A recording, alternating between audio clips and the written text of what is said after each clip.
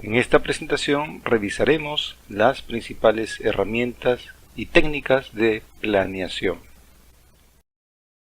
Ahora veremos las técnicas para la asignación de recursos. Tenemos las siguientes: elaboración de presupuestos, la programación, el análisis del punto de equilibrio y la programación lineal. Todas estas técnicas me sirven para la correcta asignación de recursos. ¿Y qué es un recurso? Es un activo financiero, físico, humano, intangible, estructural o cultural de la organización.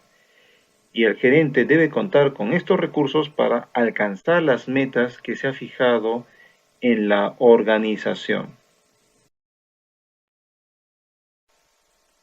Una técnica muy difundida es la elaboración de presupuestos. Este es un plan numérico para asignar recursos económicos a actividades específicas. Impone una estructura y disciplina financiera. En la figura vemos algunos presupuestos muy comunes. De efectivo, pronostica cuánto efectivo se necesitará. De ingresos, proyecta las ventas futuras. De gastos, anota actividades primarias y les asigna dinero. De utilidades, determina la contribución de cada unidad de negocio a la utilidad. Este presupuesto puede ser variable, es decir, toma en cuenta los costos que varían según volumen, o fijo, asume niveles fijos de ventas o de producción. Como consejos al momento de hacer el presupuesto, les alcanzo las siguientes. Primero, el presupuesto debe ser flexible. Puede cambiar con el tiempo. Segundo, el presupuesto es una herramienta.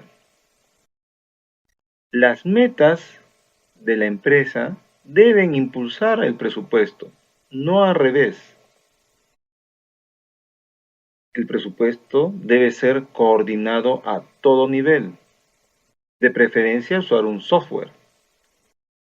Y finalmente, la utilidad de la empresa se obtiene de la actividad gerencial, no del presupuesto. Ahora veremos algunas técnicas de programación muy difundidas. ¿Y qué es la programación? Es el acto de detallar qué actividades hay que hacer, en qué orden, quién las hace y cuándo se terminan. Existen tres técnicas. Una es la gráfica de Gantt, otra es la gráfica de cargas y otro el análisis de red PERT. La gráfica de Gantt es una gráfica de programación ideada por Henry Gantt, asistente de Frederick Taylor, padre de la administración científica, en la que se compara la producción actual y la planeada con el paso del tiempo. En este ejemplo vemos las actividades a la izquierda. Hay 6 actividades. Y a la derecha, en los meses, vemos el avance meta o el avance objetivo para cada tarea, para cada actividad. Y sombreado de azul, observamos el progreso real. Si la fecha de reporte es al final del mes 3, observamos que este conjunto de actividades tiene un retraso. Entonces, ¿para qué nos sirve una gráfica de Gantt? Para asignar recursos y para controlar desviaciones del plan y poder tomar una medida correctiva, una acción. Por otro lado, tenemos también la gráfica de cargas. Es una modificación de la gráfica de Gantt, en la que se programa la capacidad de departamentos o recursos. Observan en este ejemplo, en vez de anotar las actividades en el eje vertical, se anotan departamentos o recursos. Y observamos también el uso que tiene el recurso a lo largo del tiempo. La gráfica de Gantt y de cargas son útiles siempre que las actividades programadas sean pocas e independientes unas de otras. Y en caso contrario, se usan técnicas como PERT. PERT significa en inglés Program Evaluation and Review Technique. PERT es un acrónimo de palabras en inglés que en esencia indica lo siguiente: la red PERT es un diagrama de flujo en el que se muestra la secuencia de actividades con que se realiza un proyecto y el tiempo o costo de cada una. Aquí observamos un ejemplo de 11 eventos con su respectiva descripción, el tiempo esperado en semanas y si tiene una predecesora, una actividad anterior para cada evento.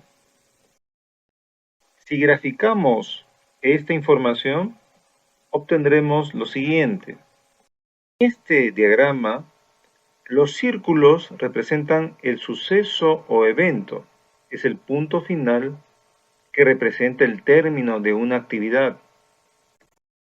La actividad está representada por flechas y tiene una duración que se representa con un número encima de la flecha. Si ustedes revisan con mucho cuidado, observarán que algunas rutas, algún conjunto de actividades y eventos, tienen cierta holgura, cierto tiempo de inactividad. Es el tiempo en el que se puede demorar una actividad determinada sin atrasar todo el proyecto. Pero hay otras actividades que no tienen holgura, no tienen tiempo de inactividad y esas forman parte de la ruta crítica, que es la secuencia más larga de actividades en una red PERT y es la que determina la duración de todo el proyecto. En este ejemplo, la secuencia más larga es A, B, C, D, G, H, J, K. Todo esto nos da 50 semanas. El análisis de punto de equilibrio es una técnica muy difundida que identifica el punto de producción en el que los ingresos cubren los costos totales. Esto nos ayudará a fijar las metas de ventas de la compañía y por lo tanto las metas de producción. Observen la gráfica que se encuentra a la derecha.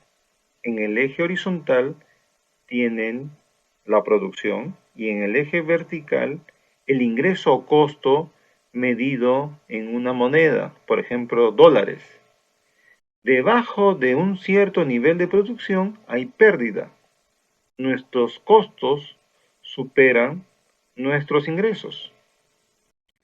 Y por encima de cierto nivel de producción, o es decir, por encima del punto de equilibrio, tenemos utilidad.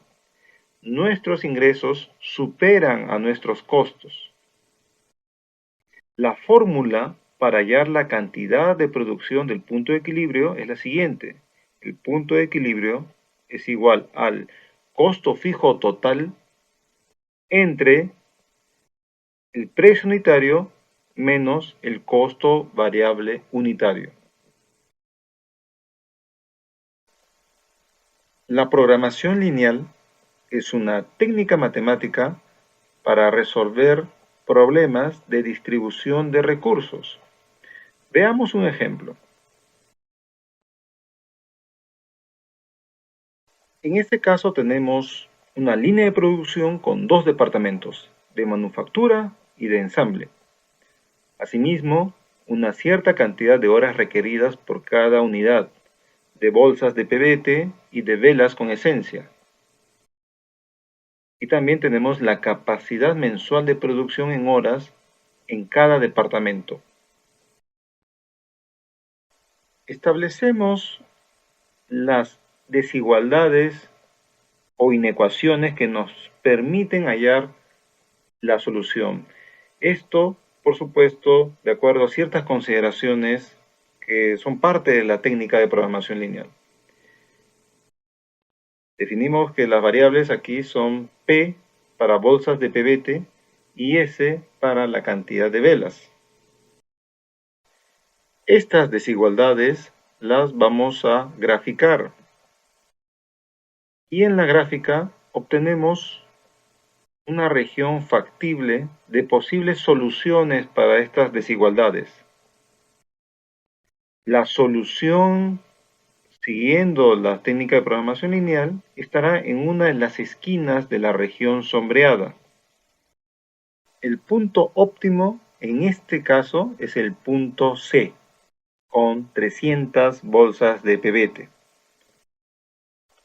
Los aliento a que ustedes busquen mayor información sobre estas técnicas para que encuentren la manera en cómo se ha hallado la solución. Sí me queda por explicar que existen algunos requisitos para el uso de esta técnica. Primero, de que hayan recursos limitados. Segundo, que la meta sea la optimización de utilidades o la minimización de costos. Después, debe haber una relación lineal entre variables. Es decir, debe haber un cambio proporcional entre las variables que yo voy a emplear en mi problema.